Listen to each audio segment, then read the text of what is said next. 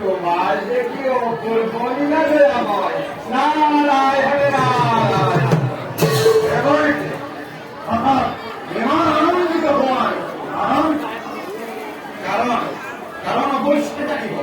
কিসে অমরাবতী প্রলয় হওয়ার কারণ আমি জানিব পারলে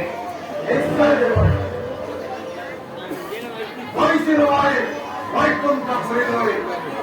লক্ষ্মী নারায়ণ সরঞ্জুদর